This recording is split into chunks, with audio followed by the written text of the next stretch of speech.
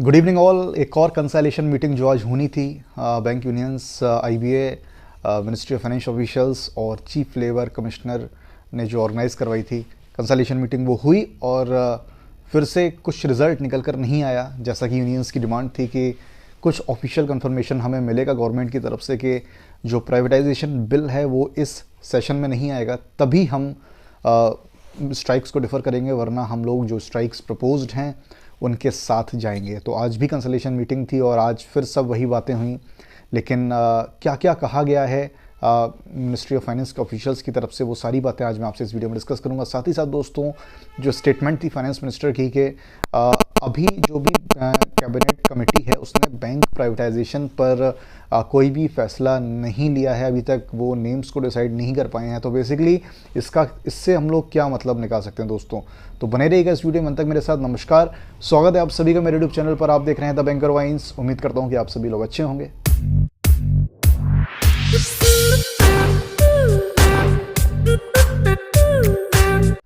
दोस्तों, आज consolation meeting थी और उसमें बात फिर से वही हुई। यूनियंस की तरफ से कहा गया कि जो हमारी प्रपोज स्ट्राइक है वो जारी रहेगी अनटिल एंड अनलेस कि आपकी तरफ से हमें कोई कंफर्मेशन ये नहीं मिलता है कि जो प्राइवेटाइजेशन बिल है वो इस सेशन में नहीं आएगा।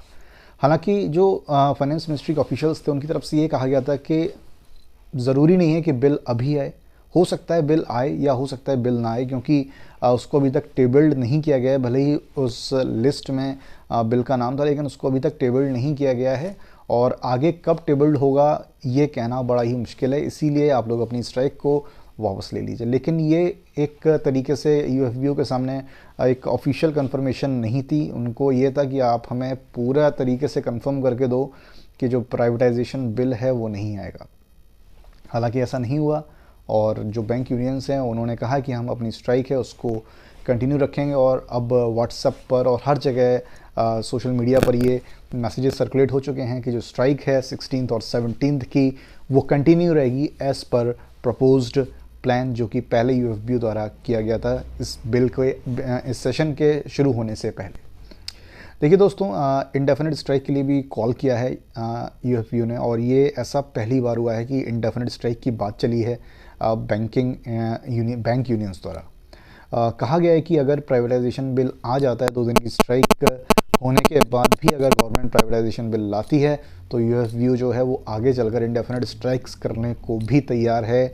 जो नेक्स्ट स्ट्राइक्स होंगी वो 1 दिन, 2 दिन, 3 दिन या 4 दिन वाली नहीं होके वो इंडेफिनिट स्ट्राइक्स।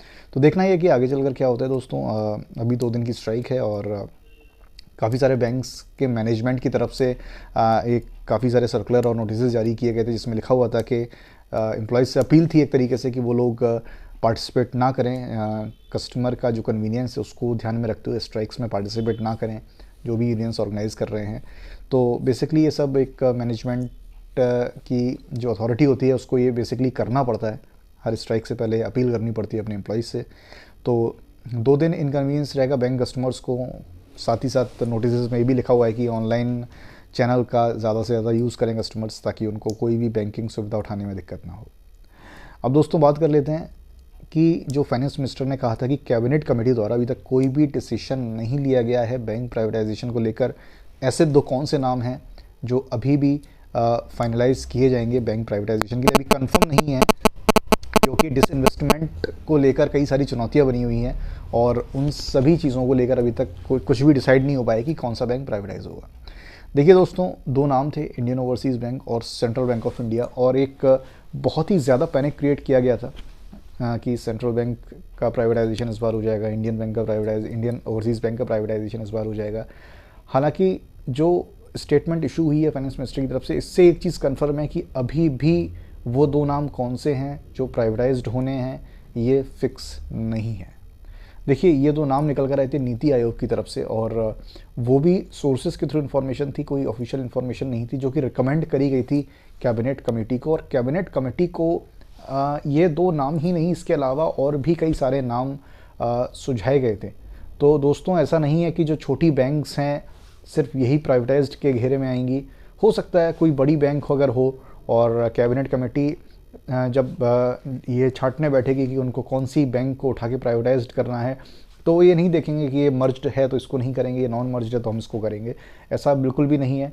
तो अभी तक हम लोग इस कंक्लूजन पर निकल कर नहीं आए हैं कि वो 2 कौन से ऐसे बैंक होंगे जो कि प्राइवेटाइज्ड होंगे। देखिए, बजट सेशन शुरू होने वाला है और उसकी तैयारियां अभी से शुरू हो चुकी हैं।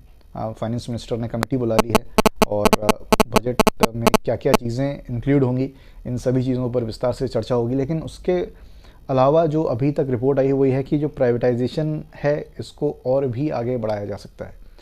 मीन्स के जो एक पिछला फाइनेंशियल ईयर था 21-22 ये निकल चुका है, एक तरीके से एंड होने को आया है और इसमें जो प्रपोज्ड बैंक प्राइवेटाइजेशन था वो नहीं हो पाया है। तो अब जो बैंक प्राइवेटाइजेशन है, दोबारा से बजट में अनाउंसमेंट सुनने को हमें मिल सकती है कि जो proposed bank privatisation last year था वो अब इस साल किया जाएगा। इस तरीके का मतलब अभी तक जो भी खबरें आई है उनसे ये सब चीज़ें पता पड़ी है।